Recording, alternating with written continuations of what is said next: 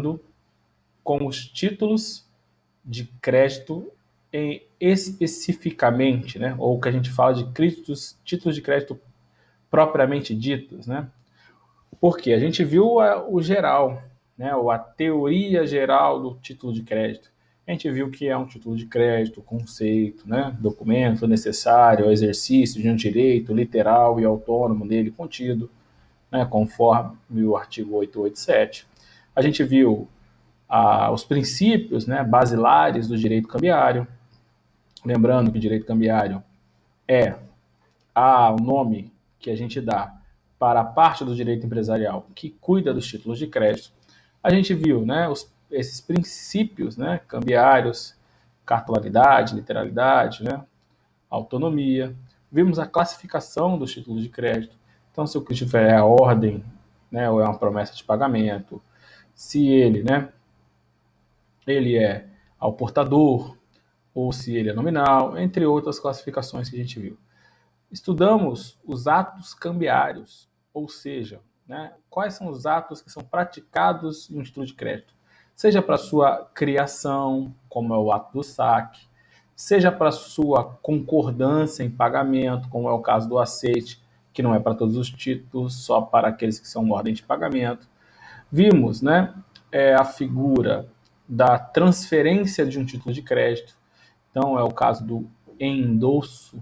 Então, quando alguém que é titular de um título de crédito resolve transferir para outrem, né, esse título e os direitos nele inerentes, então eu estou falando de um endosso. Vimos o aval, é quando alguém vem, né, pratica um ato que produz os efeitos jurídicos de garantia, ou seja, se compromete em pagar aquela obrigação contida no título. E aí, em cada assunto desse, né, tem bastante detalhe e especificidades que a gente estudou. Vimos o protesto, né, que eu falei que o protesto é usado para, né, negativar o nome das pessoas, mas segundo a lei, o protesto é um meio de prova, né, é o ato formal e solene pelo qual se prova o inadimplemento de uma obrigação, né, artigo 1º da lei 9792, né, salvo engano, acho que é esse o número da lei de protestos, passei para vocês.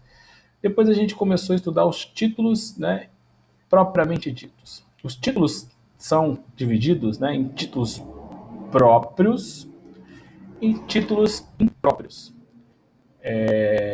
Inclusive foi um dos seus trabalhos, né, de P1. Então você viu que tinha os títulos que são títulos de crédito propriamente ditos, ou seja, são documentos que surgem para comprovar, representar uma relação de crédito, uma dívida eventualmente que foi feita, uma compra e venda que foi feita. Então você cria um título em razão disso. E tem outros documentos que não são documentos decorrentes de uma relação de crédito, mas por serem, né, parecidos, por terem os mesmos atributos, né, também tem naturezas de título de crédito, também são executáveis, também representam, né, obrigações outras que não obrigações de crédito, como é o caso da ação. A ação ela representa uma relação de sociedade, mas também um título, também então por isso é um título chamado de título impróprio. Como são, né, os contratos, né, que você viu lá de Hunt, né, tem um nome estranho lá, você deve ter visto, entre outros, tá? Isso aqui não cai muito em prova não, é bem tranquilo, por isso que eu falei para você fazer um trabalho só para ter uma noção do que era. O que cai em prova, que é o mais importante, são os títulos próprios, que são os que a gente está estudando. A gente está estudando eles genericamente, né, e agora vamos estudar eles com mais cautela. Vimos na primeira aula, ou melhor dizendo, na aula passada, a letra de câmbio. Apesar da letra de câmbio ser o título menos conhecido atualmente, né, porque o que a gente mais tem conhecimento na prática são os outros, é o mais antigo. O primeiro título que surgiu, mais completo, com mais detalhes, por isso que a gente estuda ele primeiro. Então vimos que lá na Idade Média, lá no século XIV, século XII, os empresários, né, na época, comerciantes, já pensavam como fazer negócios com documentos, né, sem o dinheiro propriamente dito, né, principalmente por uma questão de segurança, principalmente uma questão de furto, né, até brinquei com vocês, Robin Hood, né, estraguei a infância de alguns, né? Robin Hood era um ladrão, não pode gostar dele, lembra? Eu brinquei com isso, porque ele realmente roubava os comerciantes e a letra de câmbio veio para resolver esse problema também. Outros problemas, né, foram resolvidos pelos títulos de crédito, como a questão da circulação, por exemplo, né? Então você tem aí várias questões que são resolvidas, né, pelo título de crédito, como a questão da cobrança, né? Muito mais fácil você cobrar uma dívida consignada em um título de crédito do que sem ele. Então imagine, você me deve, eu me comprou uma mercadoria e eu te dei um cheque. Se o cheque não voltar, né, se o cheque não for pago, é muito fácil você cobrar. Basta executar o cheque. Sequer precisa comprovar, o cheque já é uma prova, o cheque já vai ser executado. A dívida está ali, líquida, certa e exigível, né? É um requisito de todo e qualquer título executivo. Então, é muito melhor ter um título executivo, né, ou um título de crédito, que é um título executivo, por todas essas razões que a gente viu. Então, estudamos na aula passada as peculiaridades da letra de câmbio. Tudo que a gente viu sobre aval, sobre aceite, que tem, no caso a letra de câmbio tem, endosso, protesto, tudo isso se aplica. Então, não repetir. Eu só estudei o que era diferente. Eu expliquei para você o que era uma letra de câmbio, expliquei como é que ela estava prevista, expliquei, né, as possibilidades, expliquei os vencimentos, falei sobre protesto, né, de prescrição, perdão, que são, né, protesto era antes e é tudo igual. Certo? Então vimos as peculiaridades. Agora vamos estudar um segundo título de crédito, que é muito mais simples que a letra de câmbio. Na verdade, né, ele é mais simples por ser menor, né, em questão de sujeitos. E ele também está previsto no mesmo instrumento jurídico. Vimos, né, antes de falar a lei, vamos estudar a nota promissória.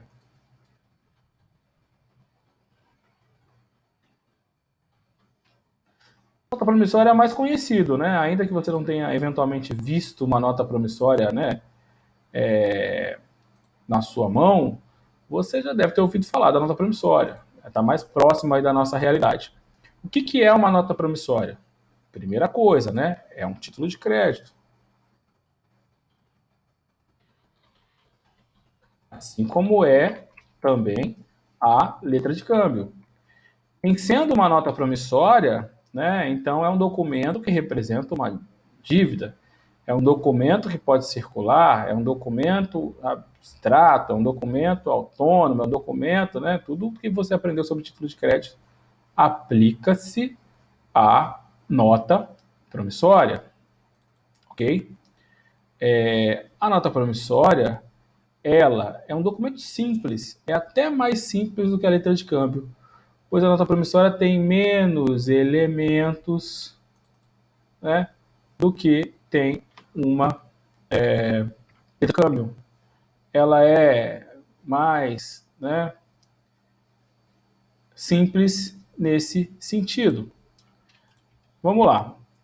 Enquanto a letra de câmbio era uma ordem de pagamento, a nota promissória é uma promessa de pagamento. Aí já temos uma diferença, né? Então lembra, enquanto a nota promissória era uma ordem de pagamento, a nota promissória é uma promessa de pagamento. Então, na letra de câmbio, alguém mandava alguém a pagar uma quantia a outrem, ou a ele mesmo, lembra? A gente falou, poderia ser A, dar uma ordem a B para pagar a C, uma determinada quantia, letra de câmbio. Poderia ser A, dar uma ordem a B para pagar a A uma quantia, também letra de câmbio. A nota promissória, né, não é ordem, é promessa. Então, alguém dá uma ordem, né, não dá ordem, não, minto, promete pagar a outra uma determinada quantia. Então, X promete pagar a Y uma determinada quantia. B, né, aliás, A promete pagar a B uma determinada quantia.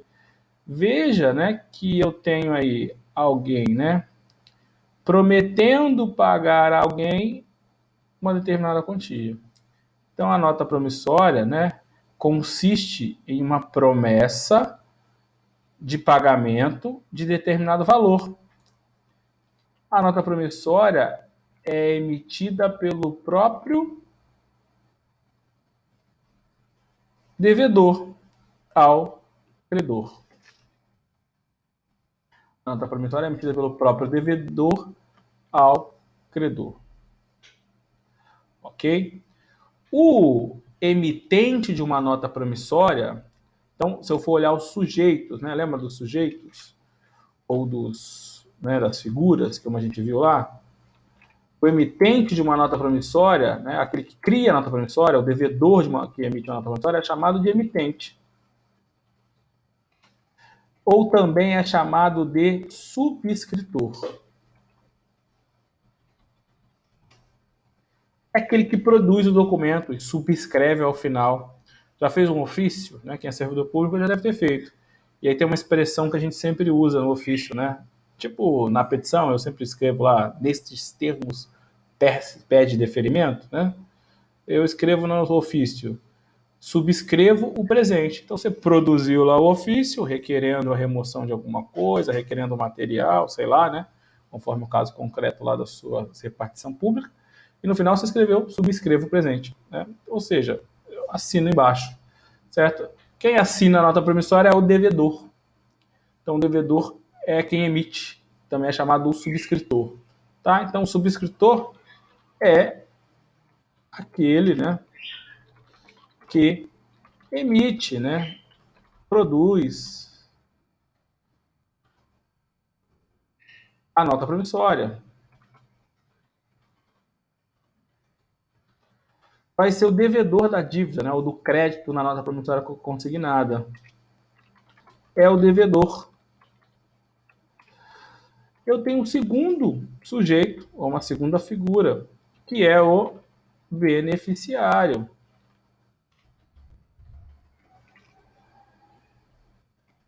Certo?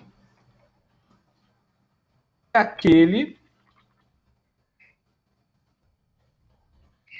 para o qual, né, a nota promissória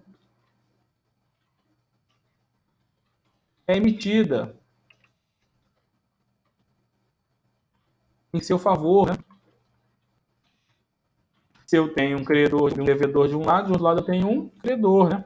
Para todo devedor eu tenho um credor.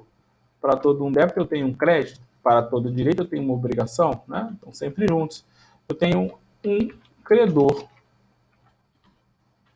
Então, imagine, eu precisei de dinheiro. Eu precisei de dinheiro da turma aí. Quem é que é mais abastado, abonado? Vocês que têm que falar, vocês que me conhecem, que vocês se conhecem. Quem é que tem, para quem que eu posso pedir dinheiro que vai ter para me emprestar?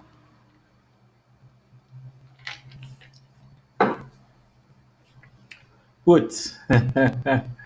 E aí, Bruno? Abre o jogo.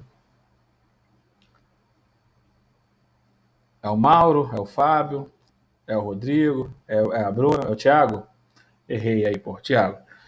Então eu cheguei pro Thiago, falei, Thiago, meu parceiro, Ricaço, porra, tá bravo, quarentena dessa daí, os processos estão todos parados. Me empresta um dinheiro aí, parceiro. 10 mil já dá para ajudar, dá para pagar a dívida, né? Dá para colocar as coisas em ordem.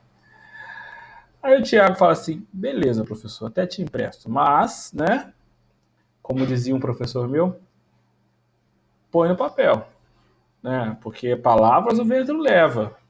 E se você morrer daqui vira na esquina, como é que eu vou receber depois? Ainda que você tenha patrimônio, como é que eu vou provar para sua família, né? Acontece. Morte faz parte da vida. Se você não quiser pagar, como é que eu vou cobrar, né? E aí, né? Põe no papel. Primeira regra. Né? Vai gastar o quê? Tinta da caneta e papel só, né? Então, põe no papel. Tiago estudou as aulas de empresarial. Entre pôr no papel qualquer, né? Uma confissão de dívida, é muito comum as pessoas falarem, faz uma confissão de dívida, né? O leigo fala isso, né? Porque não sabe que a confissão de dívida não é boa. Ou não é tão boa como seria uma nota promissória. Certo? Confissão de dívida é um contrato que, se não tiver duas testemunhas, não pode ser executado. E a nota promissória é um título de crédito que pode ser executado, pode ser endossado, pode ser avalizado, tudo isso que você já sabe. Então, nota promissória, Thiago sabe, bom aluno, sempre sabe que é muito melhor, né, do que um papel. Né? Primeiro você tem que saber que tem que pôr papel, mas entre os papéis é melhor escolher um título de crédito. E aí, vou então sentar e vou produzir uma nota promissória, certo? Eu vou declarar no documento que devo uma determinada quantia para o Thiago. Tem um modelo de nota promissória aqui para você, de uma empresa bem famosa, João Fortes Engenharia. Conhece?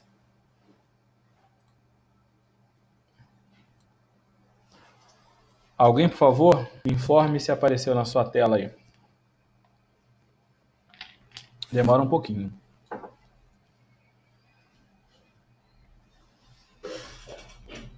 Quando aparecer, me avise, porque eu não consigo olhar o chat.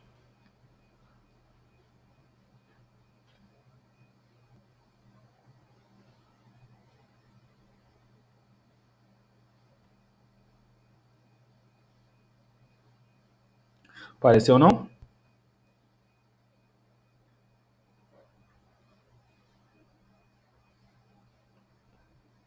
Só preciso que me avise pelo áudio, por favor, tá?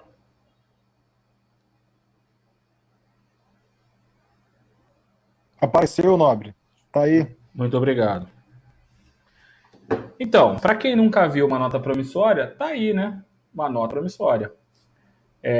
Isso aqui foi tirado de um processo que a gente atua. Então, essa nota promissória foi emitida pela João Fortes, que assina embaixo. Então, João Fortes, né, produziu um documento, que é uma nota promissória, do valor de 800 mil, com vencimento em 30 de 11 de 2019. Pagaremos por essa nota promissória, em caráter pró-soluto, a MDL Incorporadora, sociedade, né, com sede tal, edifício tal, né, tem os endereços e qualificações da MDL, ou a sua ordem, a quantia supra mencionada, e repetiu, né, de 800 mil reais, até 30 de novembro de 2011, em moeda corrente nacional, devidamente corrigida desde 31 de 11 de 2018, até a data do efetivo pagamento, na Praça do Rio de Janeiro ou em outro local por ela indicado. Rio de Janeiro, data e assina. É muito simples, galera. Se você olhar aqui no Google, acho que eu tenho aqui também, se eu vou colocar. Tem uma nota promissória que é mais comum. Tá aparecendo uma nota promissória aí amarela? Tá, né? Então, você também via muito antigamente uns formulários, igualzinho formulário que a gente tinha visto de letra de câmbio, formulários, né, de nota promissória. Então, sei lá, algum tempo atrás, né, com a produção de gráficas, né, criação da gráfica, da copiadora, essas coisas, o que as empresas começaram a fazer, né, as papelarias? Começaram a produzir, né, as gráficas, notas promissórias pré-preenchidas, né, ou pré-prontas, ou com os elementos necessários para que os empresários pudessem só preencher alguma parte, não precisava preencher tudo. Então já tinha indicação do local, já tinha indicação da data, já tinha indicação, né, do tipo de documento, nota promissória, mas essa daqui tem o mesmo valor jurídico do que a outra que eu te mostrei, tá? Então, não importa se é um formulário que tem todas as informações para você preencher, como esse daqui, ou se é uma nota promissória produzida no computador, né? Como essa outra que eu te mandei aqui, ok? Essa aqui. Ou se é num papel de pão. Conhece papel de pão? Não conhece, né? Se fosse 10 parcelas de 10 mil reais, poderia ser 10 notas promissórias de R$ 1.000? Poderia, né? Sem problema nenhum, você vai produzir 10 notas promissórias, cada uma com vencimento no mês seguinte. Sem problema nenhum. Poderia fazer em 10 vezes? Poderia. Produziria 10 notas promissórias.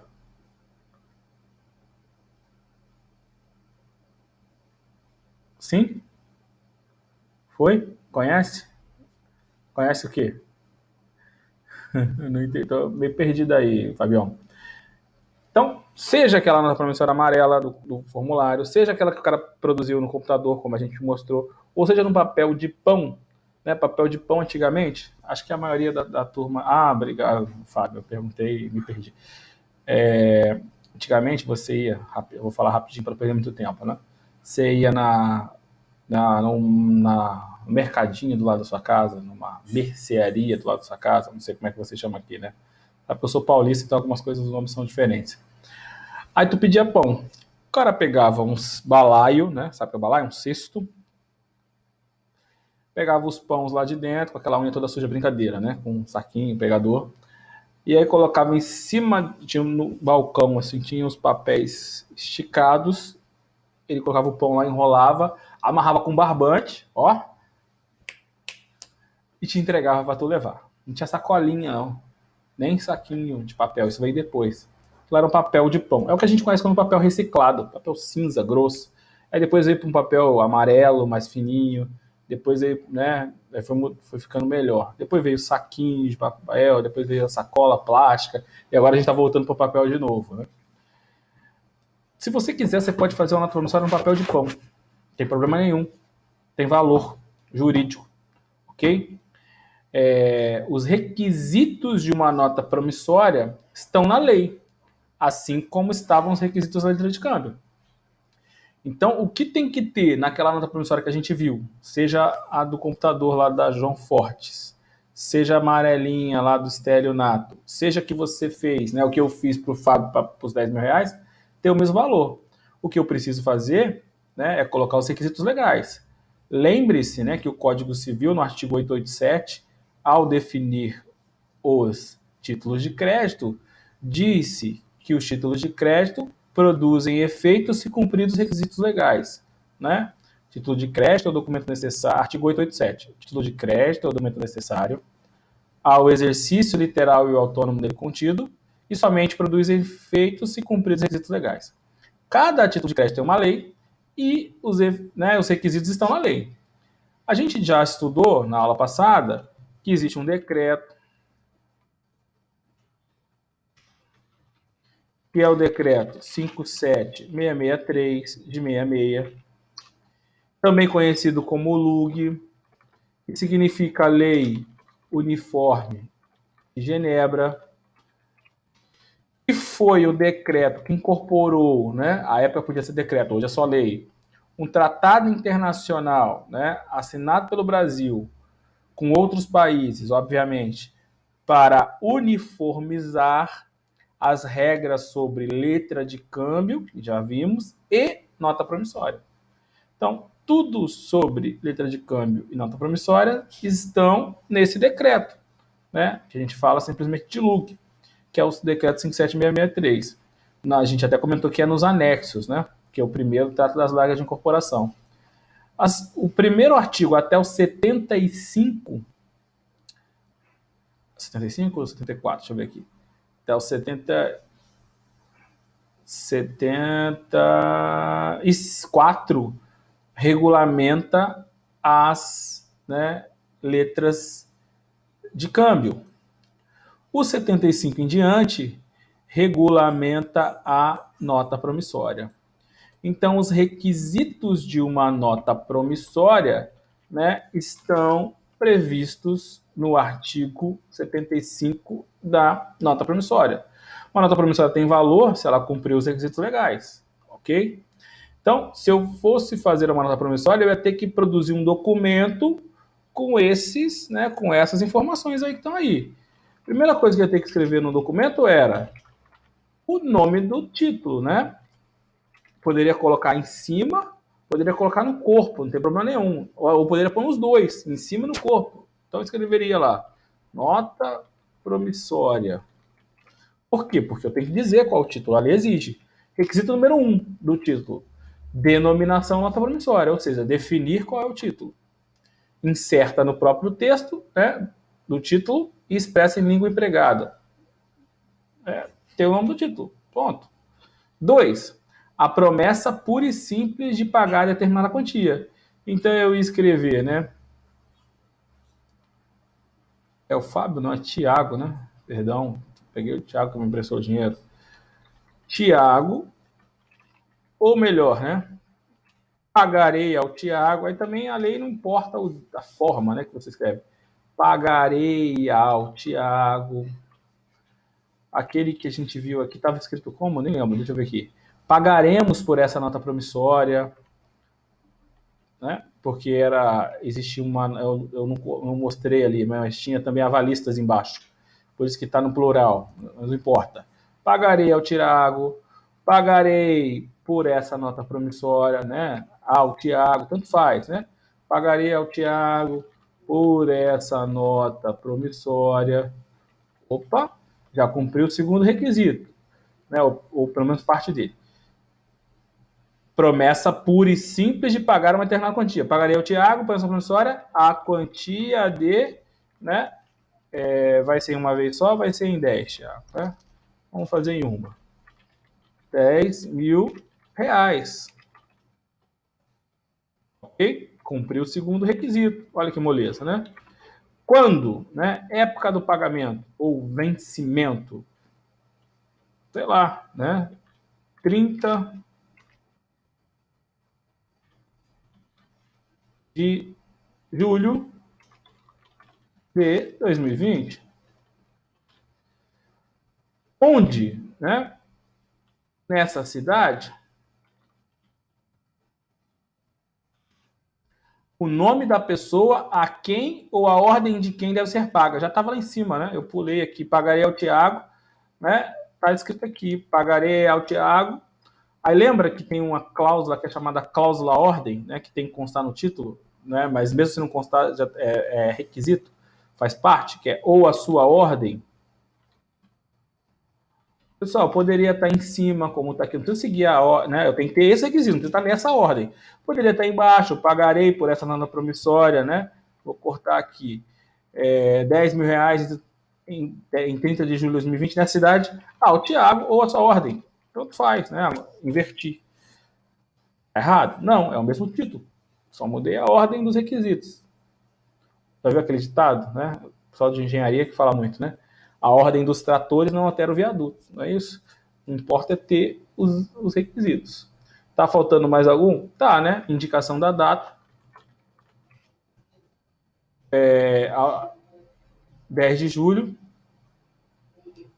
Esqueci de colocar ali o lugar, né? Ou a sua ordem nesta cidade. E aí a data da emissão e o local. Rio de Janeiro, 10 de junho de 2020. E assino, né? Medina. Difícil? Não, né? Vamos combinar? É fácil. Mais fácil que a outra. Mais simples, certo? Mais simples. Muito básico. Muito pensado para o empresário que não é advogado, não é contador, né? Muito pensado para o cara que quase que faz de memória. Muito simples. Então, os requisitos são muito simples, são muito básicos, né? Lembra que a gente falou que alguns requisitos são, né, obrigatórios, que não podem deixar de existir, né?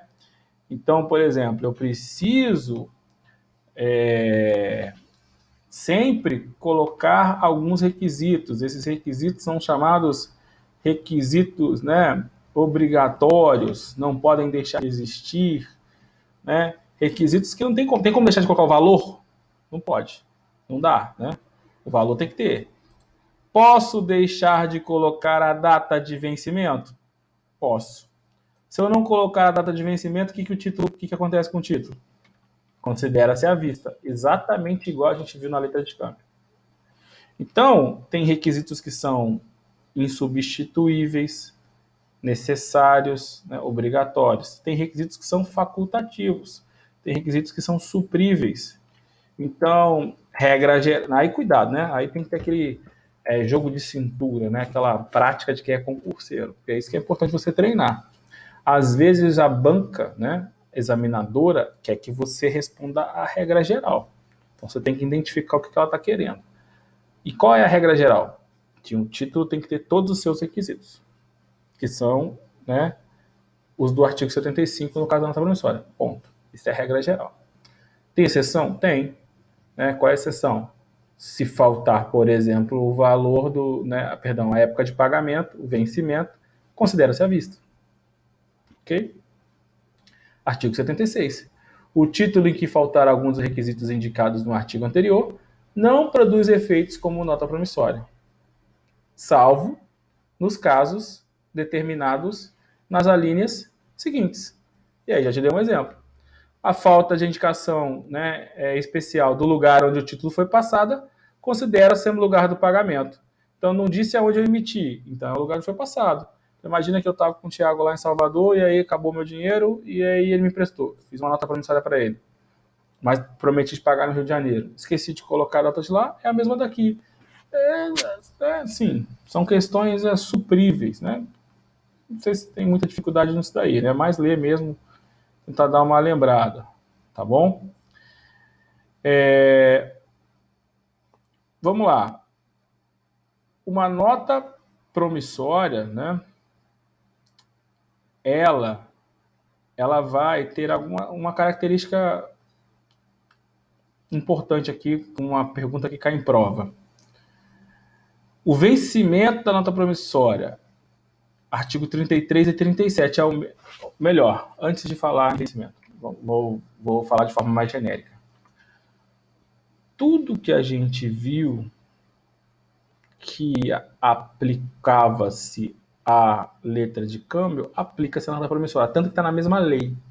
Então a lei diz assim: tudo que você viu, né, anteriormente, aplica-se no que couber a nota promissória.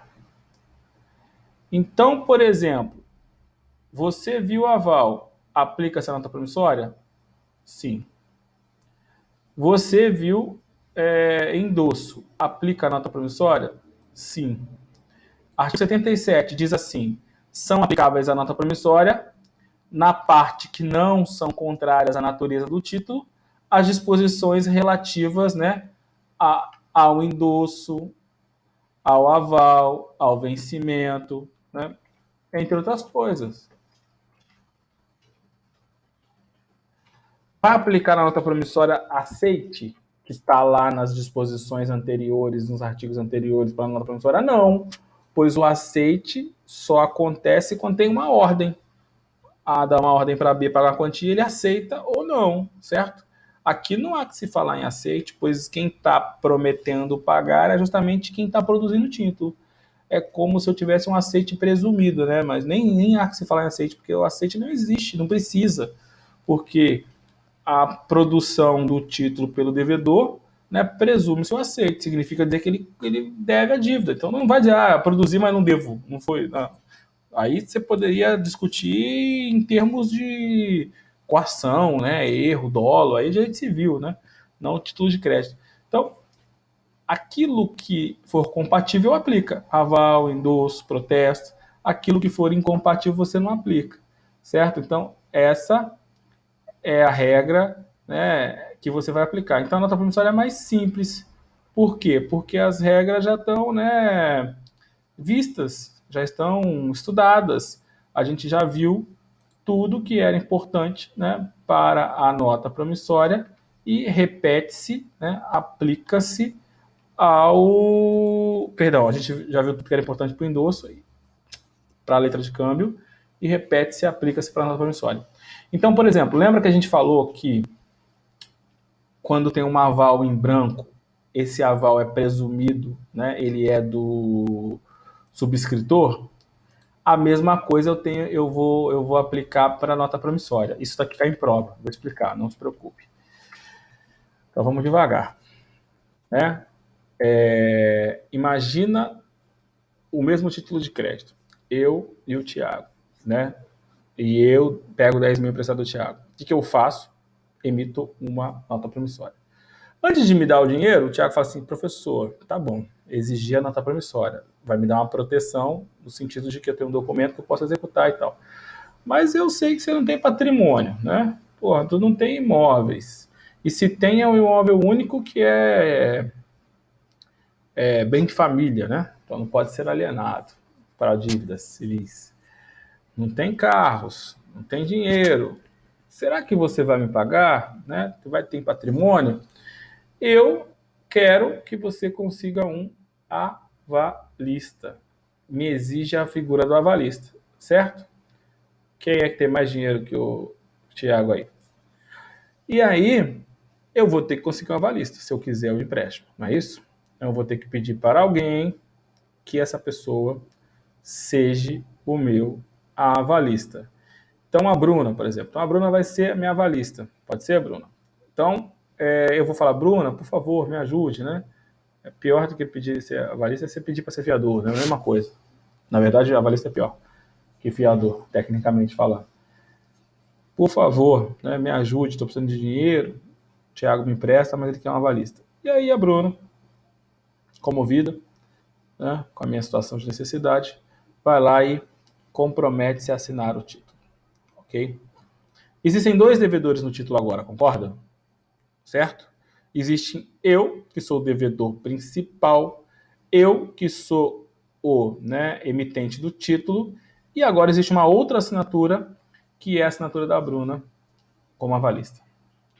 Certo? Imagine que tivesse uma terceira assinatura. Né? Imagina que tivesse uma terceira assinatura. Uma outra avalista que viesse.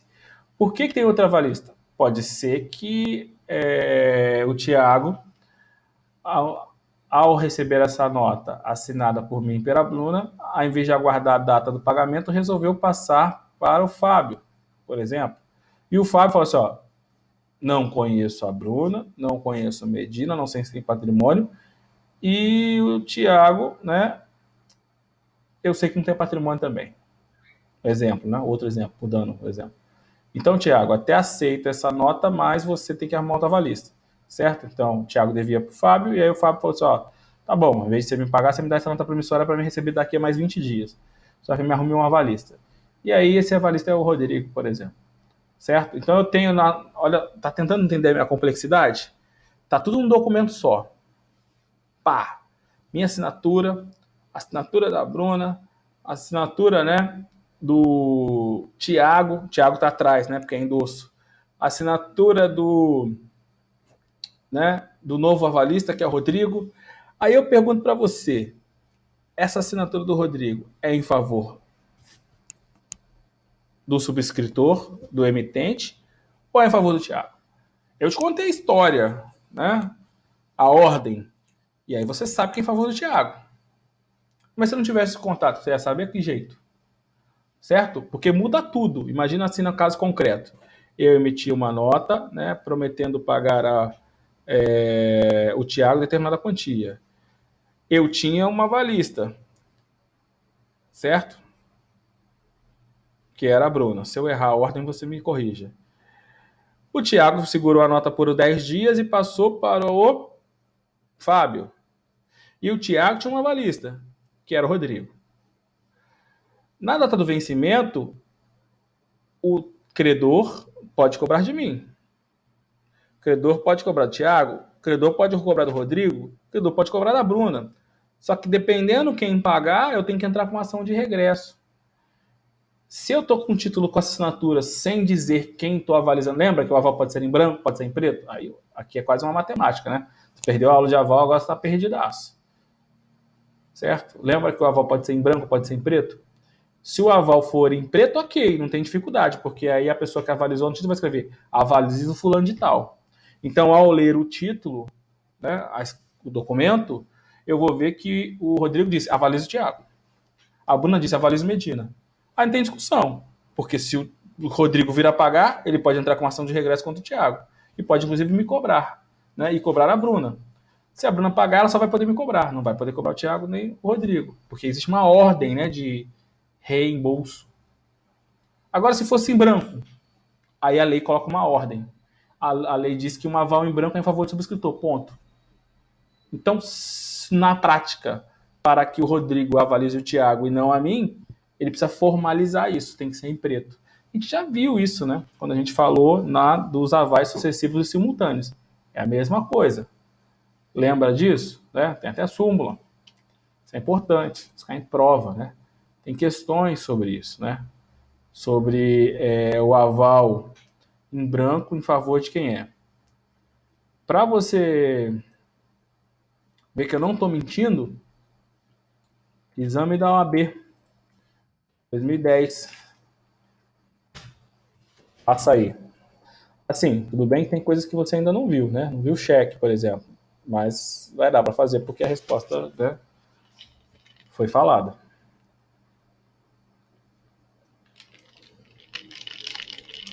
Qual é a resposta? 1 minuto. Na prova você tem 3, aqui só tem 1, porque aqui você está melhor.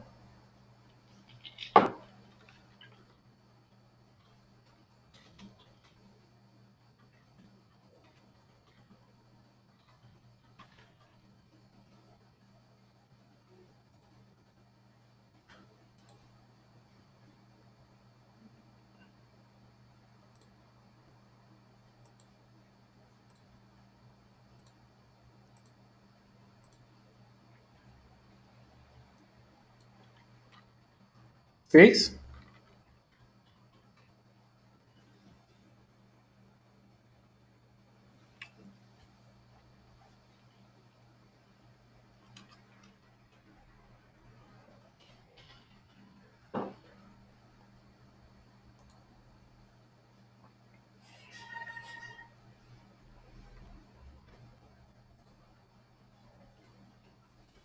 Tá difícil?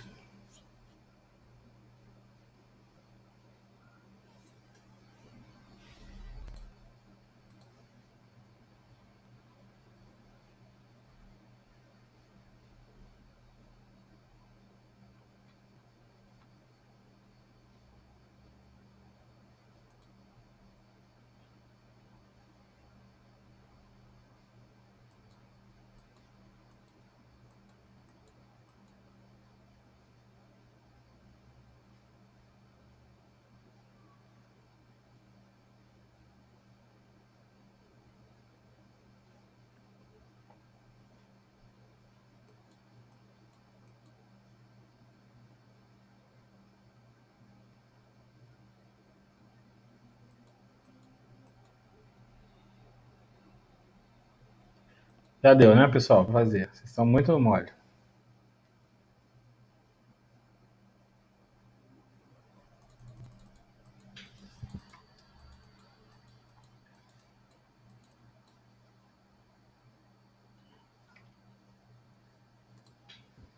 Fiquei na dúvida. Que isso, gente? Acabei de falar que a resposta que eu tinha acabado de falar em sala de aula. Mas vamos lá. Em relação ao título de crédito, é correto afirmar que 1. Letra A. Presente na letra de câmbio a cláusula não há ordem impede a circulação do crédito. Então, isso a gente estudou no endosso e eu acabei de falar para você que tudo que eu estudei no endosso aplica-se na nota promissória. Que endosso é um ato cambiário que pode ser praticado em qualquer título de crédito, inclusive na letra de câmbio, inclusive na nota promissória. O que a gente disse? E regra geral, né, isso não foi dado na aula hoje, mas anteriormente. Regra geral, o título de crédito ele pode circular, não é isso? E a possibilidade de circulação do título de crédito significa cláusula ordem. Eu posso excepcionalmente vetar a circulação, fazendo com que eu incluindo, melhor dizendo, a cláusula não à ordem. Então, um título nominal, né, com o nome, então imagina lá um cheque que você recebeu com o nome, uma nota promissória em favor do Tiago, é nominal. Para o Tiago poder, né, circular, ele tem que praticar um ato chamado de endosso, certo? Aquela nota promissória que eu fiz, que estava em favor do Tiago, é nominal. Então, o Tiago poderia passar para o Fábio? Poderia. O que ele precisa fazer? Endossar. Como é que eu endosso? Assinatura no título, certo? Então, assinar o título, seja endosso em preto, assinar e indicar o novo beneficiário, né, o novo endossatário, ou seja, em branco, só assinar, mas é o endosso. Então, a assinatura é o ato de transmissão do título de crédito, é o endosso, ok? Um título nominal, para que ele possa circular, ele precisa do endosso, certo? Eu posso colocar no título a cláusula não à ordem, ou seja, proibir o endosso? Eu posso, a lei permite. Vai ser a exceção, mas é possível. E o fato de eu colocar uma cláusula não à ordem permite qualquer tipo de transmissão do título de crédito? Já vimos que não. Né? Se eu colocar a cláusula não à ordem, significa dizer que o título não pode circular por endosso, mas eu posso transferir ainda assim. Né? E o efeito é o efeito lá do direito civil, que a gente comentou, a seção civil de crédito. Então, até comentei isso quando eu falei isso. Falei, ó, cuidado, que a resposta vai dizer impede a circulação. Não impede. Só que a circulação não vai poder ser por endosso, vai ser por cessão. E eu até expliquei para você a diferença entre cessão e a diferença entre endosso. Inclusive, o seu segundo trabalho, né? O trabalho tem um fundamento, né? Pelo menos eu tento fazer isso, tem um sentido. Era você relembrar as características do endosso. O segundo trabalho que você fez foi sobre endosso, sobre cessão civil de crédito, justamente pela importância desse instituto que é correlato, né, ao endosso. Quando a gente falou da cessão, eu falei, cara, a cessão você estudou lá em direito civil, é mais ou menos assim, mas se faz o trabalho para lembrar, lembra? Então a cessão, né, o seu trabalho de cessão foi justamente por isso, porque um título com a cláusula não à ordem, ele impede a circulação? Não, a cláusula na ordem impede o endosso. A circulação ainda pode acontecer através da cessão civil de crédito. Então, né, a letra A está errada. Apesar de a gente não ter visto hoje, mas a gente já viu isso em sala de aula. Letra B. A insuficiência de fundos disponíveis, insuficiente os fundos disponíveis, o portador de um cheque pode requerer a responsabilidade cambiária do banco sacado pelo não pagamento? A gente ainda não falou diretamente de cheque, mas a gente falou sobre aceite, né? E falou sobre, né, a responsabilidade do banco.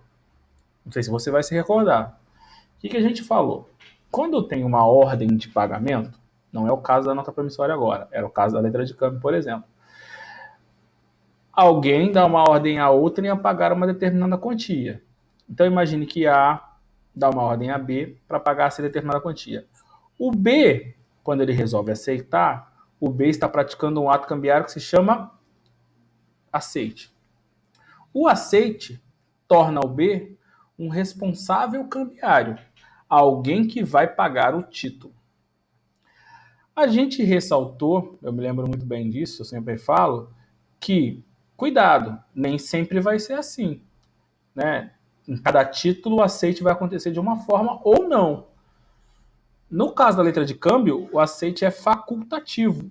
Significa dizer que o B vai aceitar ou não. Por que o B resolveu pagar a dívida de A? Ah, porque o B era amigo, porque o B era sócio, porque o B devia pro A. Não importa. A gente não sabe aqui e nem nos interessa. A gente está aqui apenas discutindo os efeitos disso, as questões jurídicas. A gente disse que lá na duplicata, que é outro título que a gente vai ver, inclusive, o aceite é obrigatório, porque a duplicata é emitida em razão de uma compra e venda ou de uma prestação de serviço. Então, uma loja vai até uma fábrica e compra mercadorias, recebe essas mercadorias e recebe uma duplicata. Se a loja receber as mercadorias e concordar com a mercadoria recebida, né, assinar aquele canhotinho lá, que vem assim, confirmo que recebi as mercadorias acima, já viu isso? Significa dizer que ela recebeu a mercadoria e não se opôs a nada, ou seja, a mercadoria está em condições contratadas, na qualidade contratada, né, no prazo contratado, no valor contratado. Então ela tem que, se ela receber a mercadoria, ela obrigatoriamente, segundo a lei, ela tem que assinar o título, né, ou aceitar a duplicata, ou seja, o aceite lá vai ser obrigatório. E a gente falou, cuidado, quando você for analisar o cheque, apesar do cheque ser uma ordem de pagamento, então você vai até um banco, abre uma conta, o banco te dá uns títulos que são cheques, né? E aí você dá uma ordem para o banco para que ele pague alguém que você quer, né? Alguém que você pegou um dinheiro emprestado, alguém que você comprou a mercadoria.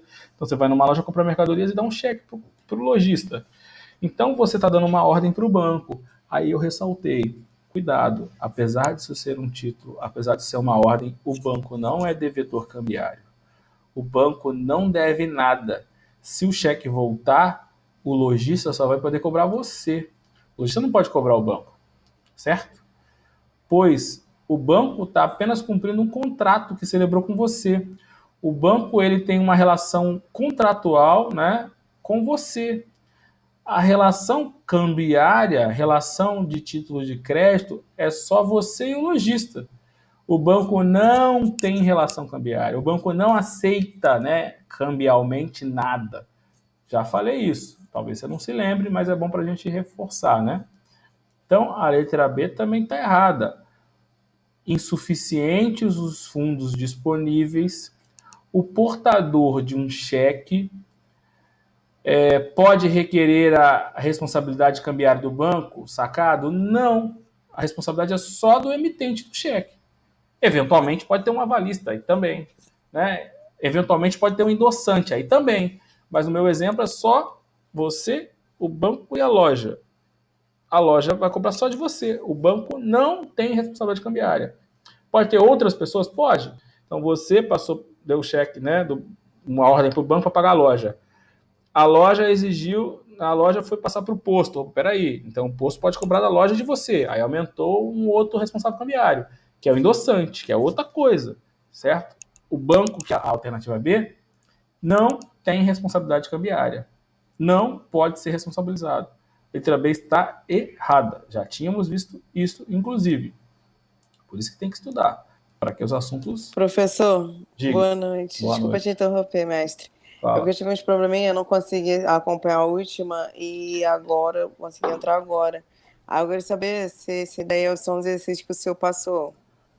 Não. Esses não são os exercícios que eu passei. Esse é o exercício que a gente está resolvendo em sala de aula. Ah, tá. Não, só para saber, porque eu acabei entrando atrasada. Desculpa aí de atrapalhar. Os Vou exercícios, continuar acompanhando aqui. os exercícios que eu passei é para você pesquisar. Você vai Ah, tá. pesquisar exercícios sobre títulos de crédito. Não, já peguei aqui no grupo. Obrigada. Tá ótimo. Eu esqueci de colocar a letra B. Desculpa. Mas a letra D é errada também. Não iria mudar a sua resposta. Mas é só porque foi faltando uma. Letra C. Firmado em branco aval na nota promissória é entendido como dado ao sacador. Ok? Eu tinha escrito isso em cima. O aval em branco na nota promissória favorece o subscritor. A única pegadinha aqui, vamos dizer assim, é que a gente não costuma usar a expressão sacador para a nota promissória, né? Normalmente a gente usa a expressão subscritor, mas tá errado não. Lá, né, para pensar, lá na letra de câmbio, quem saca o título, o sacador, não é o emitente? Não é quem cria o título? Então quem saca uma nota promissória é a mesma pessoa. Então lá na figura, lembra que eu falei das figuras, né? Pode, né, a figura é o emitente, também chamado de subscritor, e também chamado de sacador. Não é comum usar. A pegadinha dessa pergunta talvez seja essa. O cara colocou uma expressão que não é comum. Não... Ah, é porque a lei não usa essa expressão, sacador. A lei usa emitente e subscritor, quando ela vai falar de nota promissória. Mas a doutrina aceita. Né? E tem uma correlação lógica. Tá? Então, tá certa. Né? A letra C de casa tá, tinha acabado de colocar em cima da pergunta. Só mudei uma palavra, né, para dificultar um pouquinho a tua vida. Mas tá certo. Letra D não tinha colocado, mas também está errado. Não aceita duplicata. O protesto do título é a providência suficiente para o ajuizamento de uma ação de execução contra o sacado. Vou te explicar para que você, né, não fique sem saber, mas ainda também é um assunto que a gente vai ver depois, né? Vamos lá. Opa, fechei aqui. O último título que a gente vai ver é duplicata. O que é duplicata? Duplicata é também um outro documento. Eu acabei de falar sobre ele, né? Quando a gente comentou aí a da duplicata. O que é duplicata? Duplicata também é um outro título de crédito emitido em razão de uma compra e venda de uma prestação de serviço. A duplicata, se houver a mercadoria entregue, também já comentei isso, o aceite é obrigatório. Ok? Ah, professor, mas se mesmo assim a loja, né, não aceitar, na prática isso precisa acontecer. Então, lembrando o exemplo, uma loja foi até uma fábrica, comprou mercadorias, recebeu essas mercadorias, E aí ela recebeu o título para ela assinar e devolver, porque o credor, né, que tem o direito de ficar com o título, porque ele pode, né, é a prova, né, da confissão, né, não gosto de usar confissão de dívida, que não é isso, é o título que representa a dívida que ele tem ali para receber, ok? Concorda? E aí ela pode inclusive endossar, se ela quiser, não precisa aguardar até o vencimento. A questão é, a loja recebeu a mercadoria e não aceitou o título, né? Para cobrar essa duplicata, não aceita. O que a fábrica, né, tem que fazer? A gente vai ver isso, né? Além de ter o título não assinado, eu preciso protestar. Lembra que a gente viu o protesto? Lembra que a gente falou que o protesto tem por falta de aceite, falta de devolução e comprovante de entrega da mercadoria? Então, primeiro requisito para executar uma duplicata não aceita é protestar. Inclusive está aí na alternativa. Só que não é o único. Além de protestar, eu tenho que comprovar a mercadoria. Porque a única coisa que faz a pessoa, né, ser obrigada a aceitar é a entrega da mercadoria. Então, depois a gente vai estudar isso, não se preocupe, né? Para que uma duplicata não aceita seja executada, dois requisitos são necessários. O primeiro, protesto, e o segundo, comprovante de entrega da mercadoria. Mas fica a título introdutório, né? E a gente vai voltar nisso quando a gente falar novamente da duplicata. Ok? Sim? Foi? Alguma dúvida?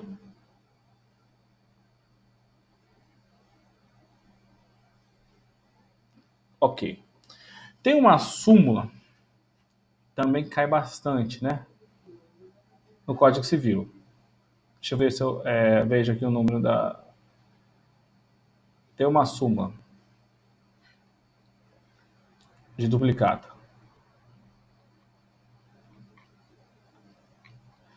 Eu tenho que te contar a história para você entender, né? Senão você não vai entender. O que acontecia muito antes? As pessoas iam até um banco, por exemplo, e pegavam um dinheiro emprestado, né? Muito comum. E aí fazia lá um contrato de empréstimo. Ou pegava e fazia um contrato de limite, não é isso? Você vai no banco e faz um. Você não pega um empréstimo, mas você abre uma conta corrente. E junto com essa conta corrente, o banco fala assim: ó, se você precisar de dinheiro, eu te empresto. Vou deixar aqui um limite para você, né? Um dinheiro pré-aprovado. É como se fosse um empréstimo pré-aprovado.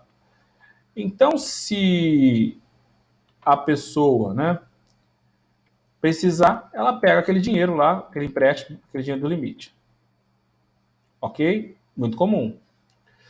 Aí a pessoa não pagava aquele empréstimo, né, aquele dinheiro que ela gastou do limite.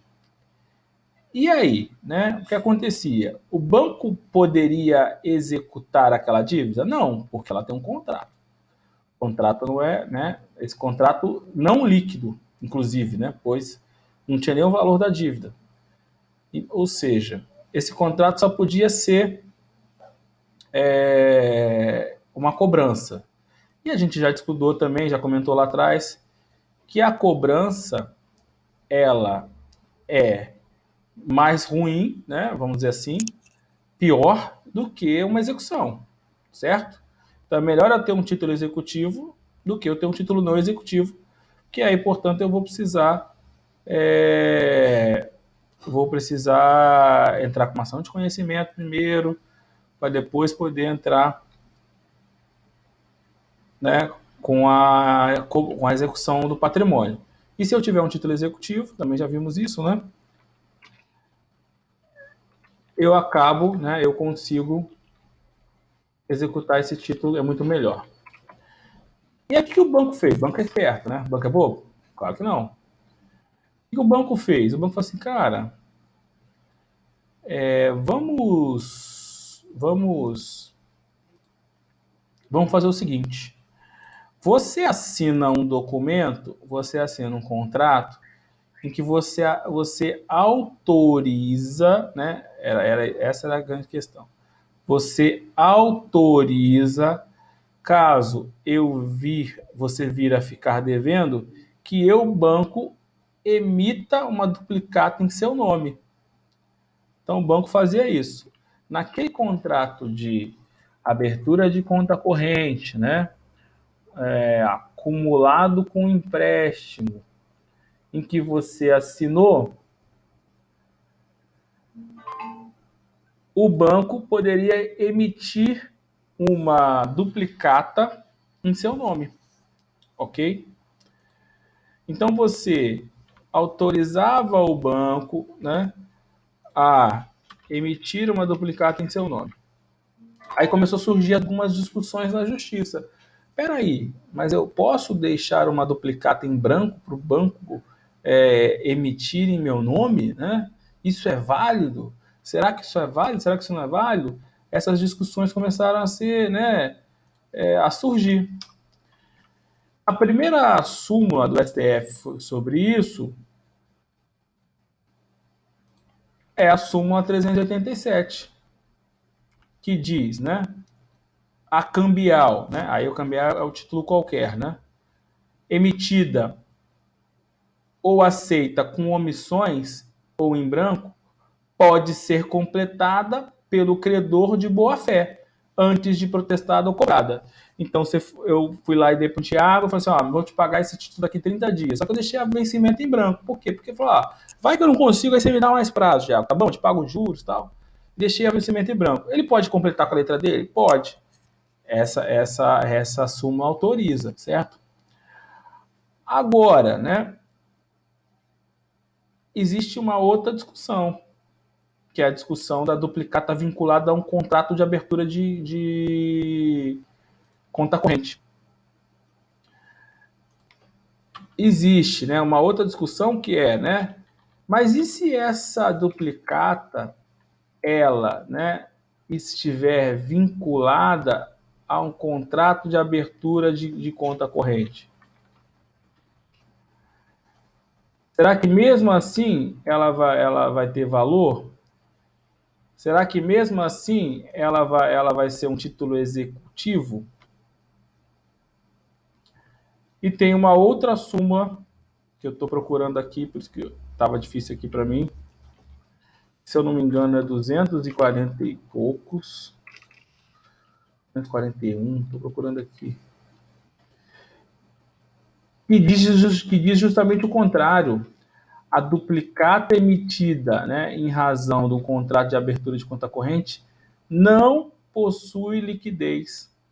Então, uma outra pergunta, né, de prova é se uma duplicata emitida, né, em razão de um contrato de abertura de conta corrente, se considera-se uma duplicata, se considera-se, né, um título de crédito, se ela tem a liquidez que um título de crédito tem. E aí, né, a resposta é não, pois existe essa súmula, tá? Eu vou colocar a questão aqui para tu fazendo, enquanto eu vou procurar a súmula. É uma questão justamente sobre essa súmula. Então, um dos assuntos que a gente cobra muito, né, que a prova cobra muito, é essa discussão sobre a duplicata e o contrato de abertura de conta corrente do banco. Tanto que tem uma questão aí para você.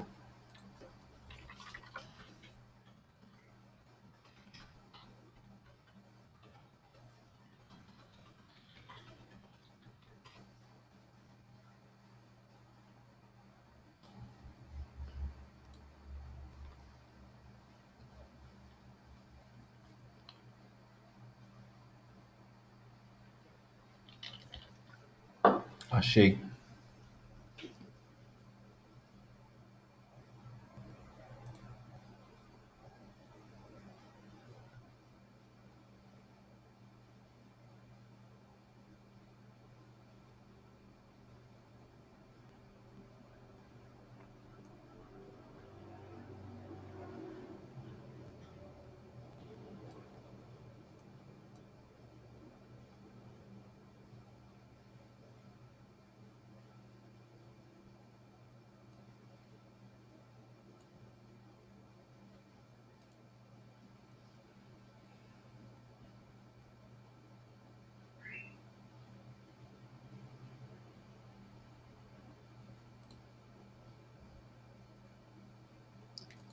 Responde aí. Já conseguiu?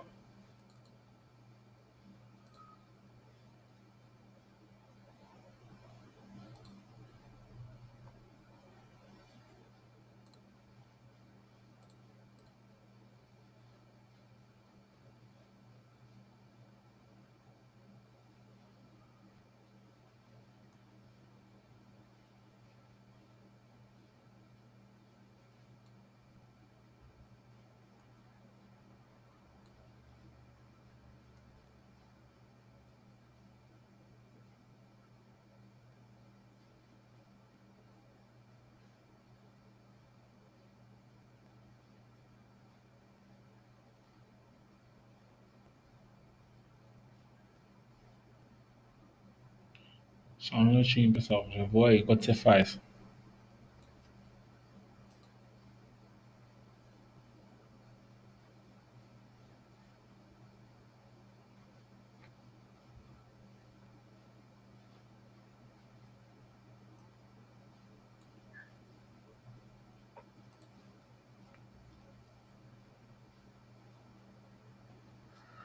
A resposta dessa pergunta está aqui, ó.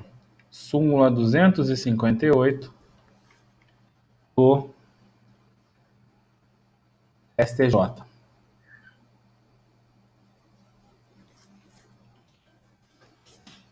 Foi mais ou menos essa historinha que eu te contei. Dos contratos, né, do banco que começou a permitir que a pessoa deixasse uma autorização para que alguém fizesse uma duplicata para ele. E aí por quê? Porque a duplicata é melhor que um contrato. E aí ele poderia executar essa duplicata. Só que o tribunal falou, peraí, a duplicata quando foi deixada não tinha nem valor. Né? Como é que você vai, a pessoa vai... E um dos critérios, né, dos requisitos, né, e uma da origem, da natureza do título de crédito é a pessoa saber que deve uma quantia líquida certa exigível. Você deixa uma duplicata, né, ilíquida, como é que ela vai ser surpreendida com uma dívida depois? Não dá. Pode, mas tem muitas questões por aí. Pode, não tem problema nenhum. Senão você vai ter dificuldade em procurar questões, não. Então a resposta está aqui na súmula. Se você quiser rever, não tem problema nenhum. Então vamos lá. Borba Eletrônicos Limitada celebrou um contrato de abertura de crédito em conta corrente com o Banco Humaitá S.A., lastreados em notas promissórias emitidas em garantia da dívida. Ou seja, então ele celebrou o contrato e deu a nota promissória.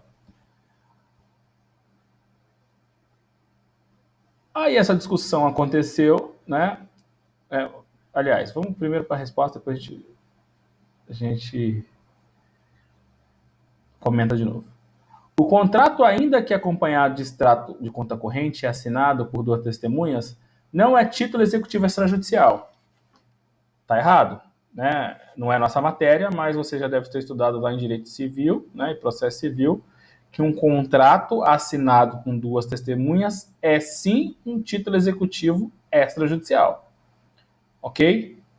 O problema do contrato do banco é que o contrato ele não prevê valor líquido certo e exigível, então por isso que ele é ruim, ok? Mas um contrato geral, não do banco, qualquer contrato que já tenha a dívida previamente estabelecida, pode ser sim um título executivo extrajudicial. Ainda assim, que seja um título executivo extrajudicial, ainda é pior que um título de crédito. Por quê? Porque o título de crédito pode ser endossado, né, e o contrato não pode ser endossado. O contrato vai poder ser cedido numa sessão, que é pior, né, mais complicado, outro tem que fazer outro documento. Então, tem diferenças, tá? Mas vamos para a resposta aqui. A resposta tá errado, certo? Ele é sim um título executivo extrajudicial. Continuando, a nota promissória a ele vinculada não gozam de autonomia, em razão da liquidez que originou o título. O final está certo. Então, já te falei isso também.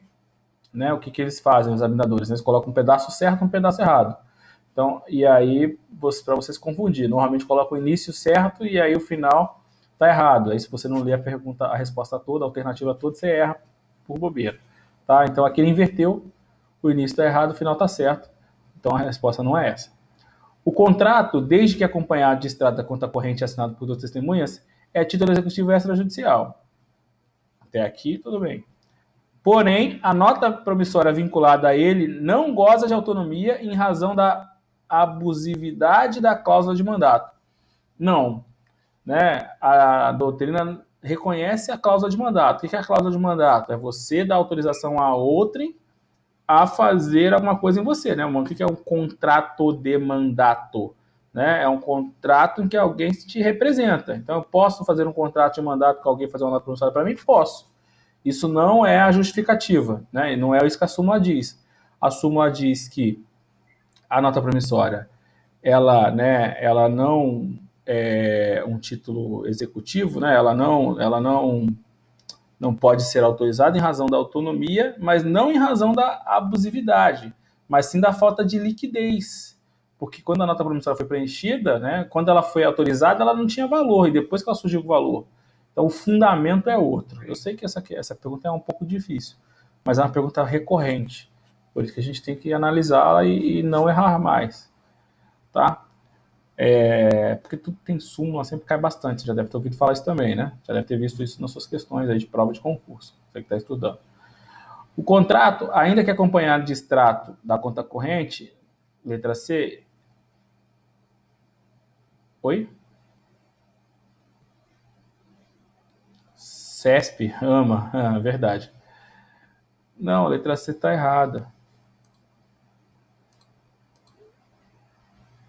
Vamos lá. Agora vocês me confundiram. A gente está em qual?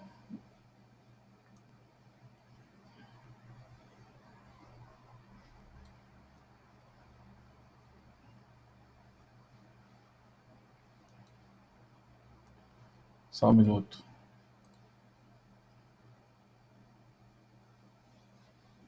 Quatro. Exame 23. O gabarito, para não ter dúvida, é a letra C. Certo? Agora vamos voltar para a pergunta. A letra A está errada. A letra A está errada, a gente já tinha analisado. Estávamos na letra C, correto? O contrato, ainda que acompanhado de extrato... Meu cachorro está latindo aí. Ainda que acompanhado... O contrato, ainda que acompanhado de extrato de conta corrente assinado por duas testemunhas, não é título executivo, porém, a nota promissória goza de autonomia, porém, a nota promissória...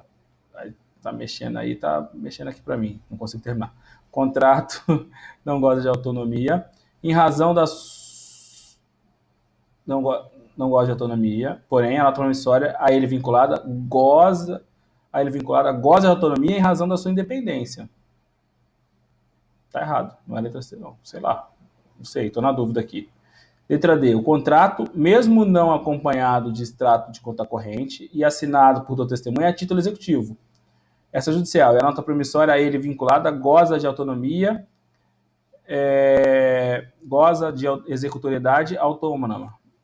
Pessoal, a resposta é a súmula. Vamos. Não, tudo bem, Bruno. Porque eu tô lendo aí, vai mexendo. Qual é que está mais adequada à súmula? O que diz a súmula? A nota promissória vinculada ao contrato de abertura de crédito não goza de autonomia em razão da liquidez que a originou. Deixa eu só olhar o gabarito de novo, que eu posso ter olhado errado. Prova de concurso é chato, né, cara? Assim, é aquela história. A gente tem que olhar a menos errada, às vezes é um detalhezinho. Eu olhei 25 o concurso, eu olhei errado mesmo. 25, questão 4.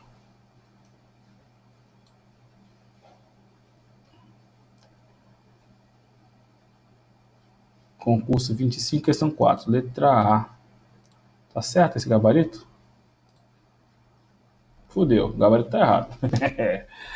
Vamos fazer a resposta nós aqui. Esquece esse gabarito.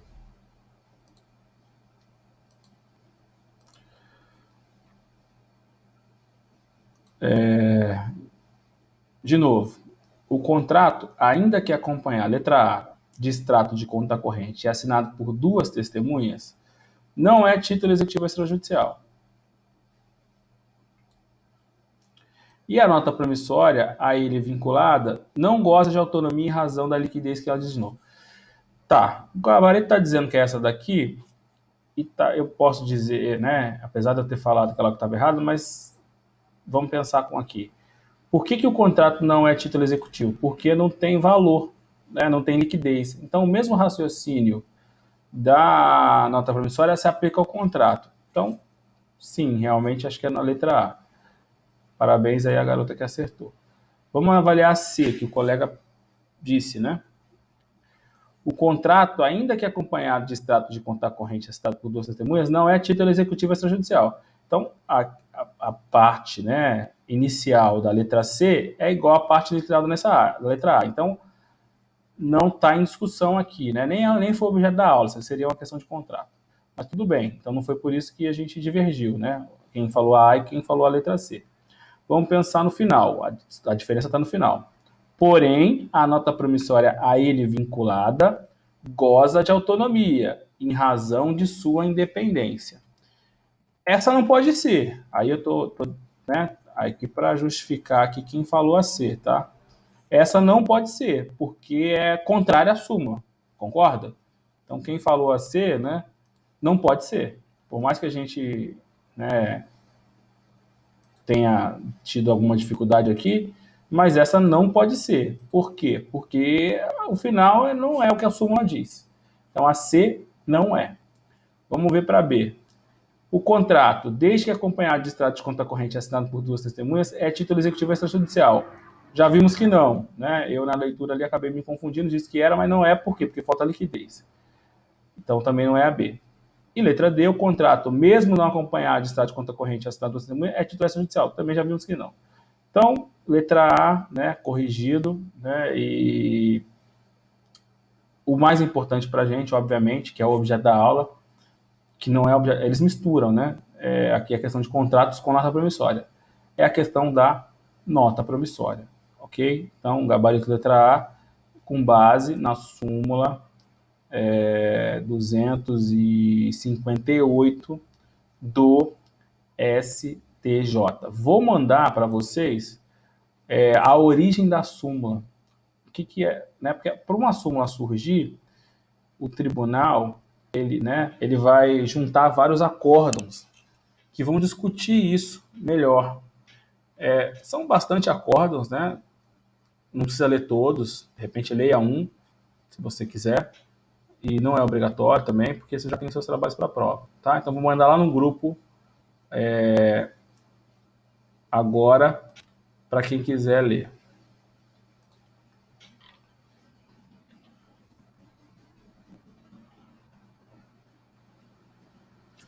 Empresa 3, Penha.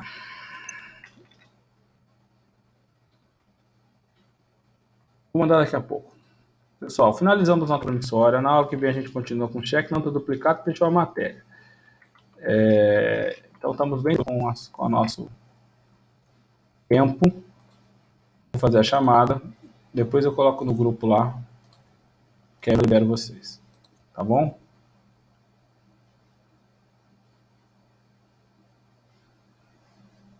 Que orgulho de mim. Valeu, é isso aí, Thiago. Gostou? Você vai fazer 20 no trabalho, né? Posso mandar, vou ver. Eu não sei se eu tenho aqui, porque na verdade hoje em dia, antigamente a gente tinha relações de questão, hoje em dia perdeu um pouco o sentido isso, porque você tem aplicativo, cara. Conhece o aplicativo AB de bolso? Excelente, tá? Eu tô falando que os alunos adoram e sempre ficam falando que é bom. Ah, o AB de bolso. E aí, né, vou mandar uma lista, tipo, se você tem um aplicativo que é muito mais fácil, não tem muito sentido. E tem sites, né? Então faça no aplicativo, pô, OAB de bolso. Vai fazendo indo voltando do trabalho, na hora do almoço. Eu acho que é a melhor forma de você treinar. A última questão, a culpa foi minha, Rodrigo, porque eu peguei de improviso. E aí eu não li antes, e aí na hora de ler a primeira pergunta eu acabei passando batido e falando que estava errado, mas na verdade estava certo. Então peço desculpas aí, por isso que eu te confundi. A resposta da última pergunta é a súmula 258, que excepcionaliza a a nota promissória como título de crédito Por quê? Porque ela está vinculada ao contrato. Então, para você entender, regra geral, uma nota promissória, ela é um título de crédito, certo? Regra geral. Então, ela, né, regra geral, ela goza de autonomia. Lembra, né? Todos os títulos de crédito, por definição, têm autonomia, né? Todos os títulos de crédito, por definição, os princípios, né? Autonomia, literalidade, cartularidade, por definição. Essa é a regra geral. O que aconteceu? Os bancos começaram a vincular uma nota promissória a um contrato de abertura de conta corrente, em que a pessoa assinava uma nota promissória sem sequer ter uma dívida ainda existente. Ok? E aí você pegava o dinheiro emprestado e ficava lá virando juros, uma hora, a hora que o banco quisesse, o banco resolvia preencher aquela nota promissória lá que você assinou. E aí executava aquela nota promissória. E aí começou-se a discutir. E aí esse documento que eu vou te mandar aí da súmula, se você ler, vai ser bem legal para esclarecer isso. Isso é uma nota promissória mesmo ou não é? Porque apesar de ter uma forma de nota promissória, a sua produção foi totalmente diferente. Né? Ela não tinha autonomia, né? Não tinha liquidez. Será que ela é igual? É a mesma coisa com a nota promissória que eu preencho agora porque você me emprestou R$1.000? Aí, resumindo, né, o tribunal entendeu que não. Por quê? Porque aqui não há que se falar em autonomia de títulos de crédito. Essa nota promissória está ligada ao contrato, em razão da liquidez. Então, ela restringe, né, um dos principais atributos do título de crédito, nota promissória, no caso em questão, que é a autonomia. Né? Ou seja, é a liberação da sua origem. Por que eu quero que o título seja autônomo? A gente estudou isso lá nas primeiras aulas, né? Um título ser autônomo é bom porque ele se libera da origem, certo? Se eu emitir um cheque para você, pouco importa o motivo. É um cheque, é uma dívida, não é isso? O dono desse cheque ele vai executar o cheque, a dívida, ponto. Pouco importa se você comprou, vendeu, emprestou, né? Isso faz com que, né, ao circular esse título, o novo credor tem uma dívida líquida certa e exigível, autônoma. Então, se você passou o cheque para mim, eu passei o cheque para outro, passou para outro, e a pessoa foi depositar e não recebeu, aquela pessoa que é credora no final, executa o título de forma autônoma. Você não vai poder dizer, não paguei porque não sei o que aconteceu, sei lá o quê. Não, isso não pode acontecer no direito empresarial. Até a gente discutiu isso, falou que no direito do consumidor tudo bem. Mas no mundo empresarial, um título ele é autônomo. Então, o devedor não pode não pagar, né, sobre um argumento qualquer, ainda que tenha origem no título inicialmente, porque uma vez que ele foi emitido, ele ganhou autonomia. Melhorou um pouco, né? Isso resgata aquilo que a gente estudou lá da autonomia. Vê se melhorou um pouco aí, meu amigão. Depois dá uma lida nesse material que eu vou mandar, pelo menos, se não em todos, pelo menos em uma ou duas decisões, que explica muito bem isso.